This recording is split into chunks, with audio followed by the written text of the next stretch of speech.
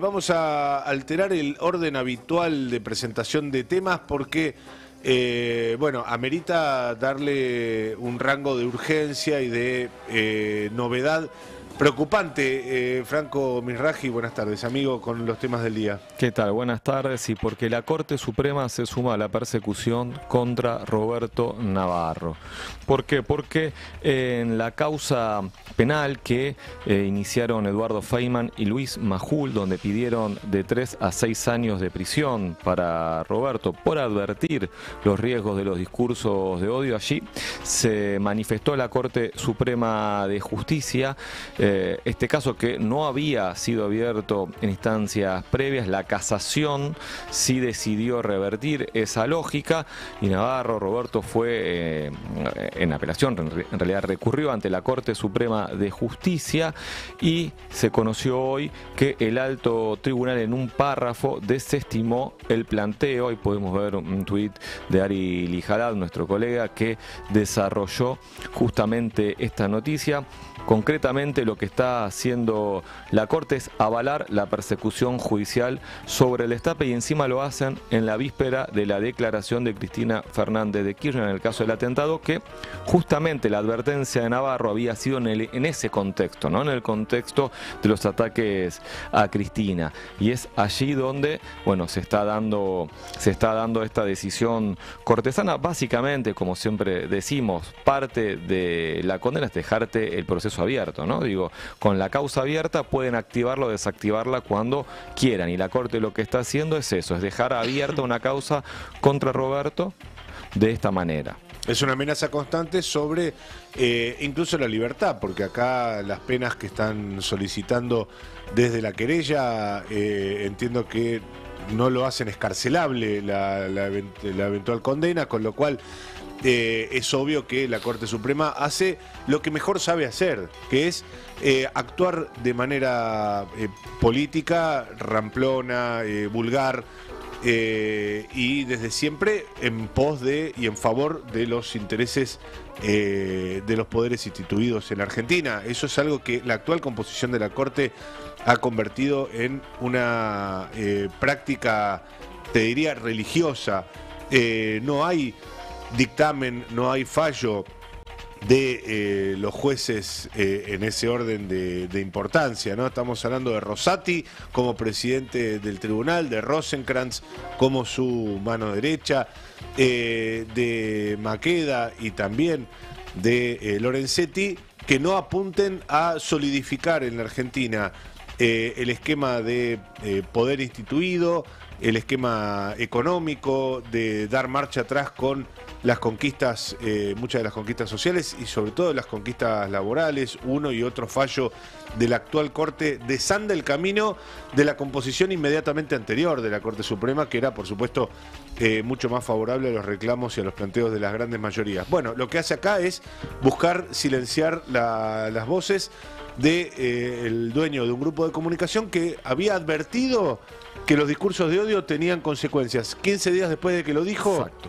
Eso. Se produjo el intento de asesinato a Cristina Fernández de Kirchner. Exactamente, es una causa que iniciaron Feynman y Majul por una frase del 15 de agosto del 2022, donde justamente Navarro advertía sobre los peligros de los discursos de odio que ellos mismos propalaban, y 15 días después fue el intento de asesinato de Cristina Fernández de Kirchner. Bueno, en el día previo, como decíamos, a la declaración de la ex vicepresidenta como víctima, la Corte ahora manda este mensaje. Y como decíamos, es una denuncia que ha sido desestimada en distintas oportunidades y que fue reabierta. En las dos primeras instancias fue desestimada, ¿no? Por la jueza Capuchetti, me parece que era. Sí, y la Sí. Cámara Federal y la Cámara Federal en el mismo sentido. La apelación fue hasta la Cámara de Casación. Claro, y ahí intervinieron Daniel Petrone, Diego Barrotaveña y Carlos Máiquez, los tres nombrados por Mauricio Macri.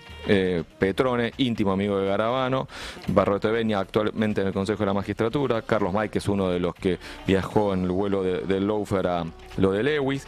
Y ellos revocaron esa desestimación, mandaron a reabrir el expediente. Eso fue recurrido por Roberto ante la Corte, y la Corte dice no al lugar, porque no se trata de una sentencia definitiva. Déjame agregar algo, Franco, que no es estrictamente de información judicial, que eso, por supuesto, es materia tuya y sos de los mejores en el país.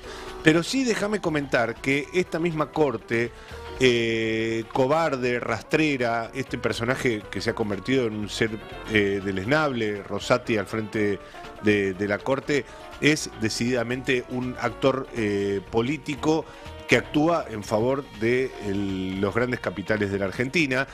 Se pronuncia en tiempo récord y de la forma más, te diría, con mayor desdén, cuando no quiere, cuando quiere pronunciarse sobre algo, pero restando la importancia, entre comillas, hace lo que hizo ahora, ¿no? Aplica un artículo del Código de Procedimiento y dice, no me interesa intervenir en este tema, no tengo nada que decir, lo que dijo Casación está bien, punto. Ni siquiera se gastan tinta en eso. Pero es esta misma corte, insisto, rastrera y cobarde, que hace más de 6 meses que mantiene en vigencia el DNU, que todos los días nos genera daños irreparables al tejido social, al tejido productivo, al tejido económico de los argentinos. No se pronuncia sobre el DNU, que lleva meses asentado en el máximo tribunal, básicamente porque nadie la obliga a la Corte Suprema. La Corte fija sus propios tiempos. Claro, no tiene plazos, pero no faltaron presentaciones para que la Corte intervenga. Hubo presentaciones. La Corte decidió no intervenir justamente con esto de los plazos. Políticamente decidió no expresarse, no involucrarse de lleno para, por ejemplo, derribar el DNU. De esa manera sigue vigente. Por ejemplo, una de las excusas que decían es esto lo tiene que arreglar la política. Si el Congreso no lo derriba, entonces nosotros nos vamos a meter. Bueno, son excusas formales para justamente no meterse de lleno y ordenar cosas que te arruinan la vida, como este decreto. Sí, cobardes y miserables, no estrictamente, ni siquiera me refiero al caso de Navarro. Sigue pesando sobre todos nosotros la amenaza permanente del DNU y la ruina permanente que genera los efectos de este DNU, y para la Corte no hay nada que decir. Aparte, después, discúlpame, pero bueno, permite que siga abierta esta causa contra Navarro, al mismo tiempo que vemos periódicamente al presidente tuitear y referirse en términos violentos a distintos listados de personas que en algún momento le resultan un obstáculo desagradable. Puede ser gobernadores, puede ser diputado, puede ser periodista. Sí, replicó un tuit que hablaba de las pautas del poder, en una alusión bastante torpe y ramplona de las putas del poder, señalando a colegas nuestros que sindicadas como presunto, y a que a nadie debería importarle demasiado, pero el presidente se permite tildar de putas a colegas nuestras, a pauteros, hablar de sobornos y demás. Y para la Corte que esto ningún no representa... ningún fiscal, Bueno, juez, Corte... a nadie parece que le molesta eso, y la Corte Suprema permite que esto siga abierto. Es la justicia federal que tenemos, sí, amigos, la corte... podredumbre de la justicia federal y de la Corte Suprema de Justicia. Sí, y una Corte que, recordemos, está la mitad floja de papeles en su inicio, porque llegaron a través también de los DNU de Mauricio Macri, o tampoco es que es una Corte súper prolija para estar evaluando conductas ajenas.